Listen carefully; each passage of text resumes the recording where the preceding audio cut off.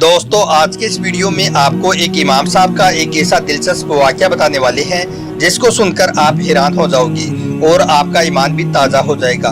तो दोस्तों आप इस वीडियो को आखिर तक जरूर देखें और आपको हमारा यह वीडियो अच्छा लगे तो मेहरबानी करके अपने दोस्तों में शेयर भी कर दें। तो चलिए दोस्तों शुरू करते हैं।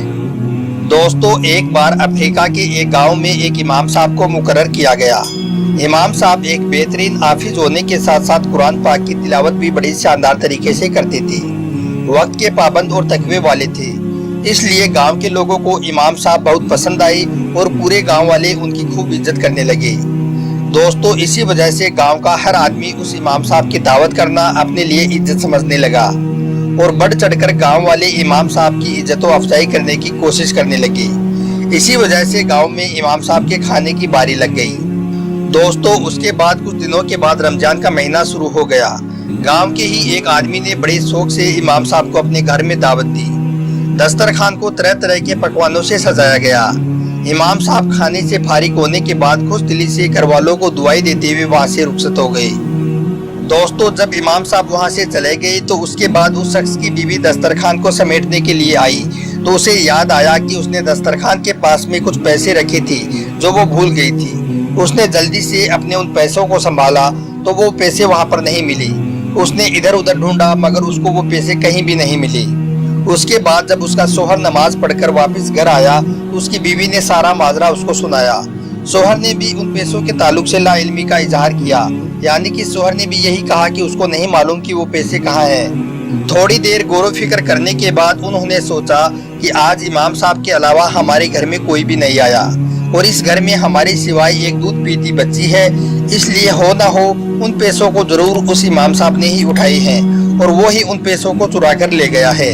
यह सोचकर उस शख्स को इमाम साहब पर बड़ा गुस्सा आया और अपनी बीवी से कहने लगा कि हमने तो इमाम साहब को इस मुबारक और बाबरकत महीने में इतनी अच्छी दावत दी मगर उस इमाम ने हमें बदले में ये सिला दिया है। मगर इन लोगों ने शर्म के मारे इमाम साहब को पैसों के बारे में पूछना मुनासिब नहीं समझा, मगर वो उस रोज के बाद से उस इमाम साहब से कतराने लगा। दोस्तों इस घटना को पूरा एक साल बीत गया। फिर रमजान के महीने में उसी घर में इमाम साहब की दावत की बारी आ गई। शोहर ने बीते रमजान के वाक़ये को सामने रखते हुए बीवी से मशवरा किया कि हम इस बार इमाम साहब की दावत नहीं करेंगे, मगर उसकी बीवी अच्छी थी। वो अपने शोहर से बोली कि हो सकता है इमाम साहब की उस दिन कोई परेशानी या मजबूरी रही होगी, इसलिए उन्होंने वो पैसे उठा लिए हों, हमें उनको माफ़ कर देना चाहिए और इस बार भी उनकी दावत करनी चाहिए। दोस्तों शोहर ने अपनी बीवी की बात मान ली और इमाम साहब को इस बार फिर से दावत दी गई। शाम के वक्त इमाम साहब आ गए और जब इन्होंने खाना खा लिया तो फिर उस शख्स ने इमाम साहब से कहा, क्या आपने ये महसूस किया कि मैं पिछले रमजान से आपसे कतरा रहा हूँ? तो इमाम साहब ने कहा कि मुझे मालूम है।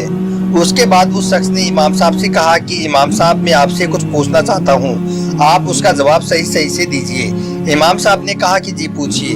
तो उस शख्स ने कहा कि पिछली बार मेरी बीवी दस्तरखान के पास में कुछ पैसे रखकर भूल गई थी, मगर उसके बाद जब उसने अपने पैसे संभाले तो वो वहाँ पर नहीं मिले। आपके सिवाय हमारे घर पर कोई भी नहीं आया था, इसलिए हमें लगता है कि वो पैसे आपने उठा लिए। क्या आपने उठाए थे वो पैसे?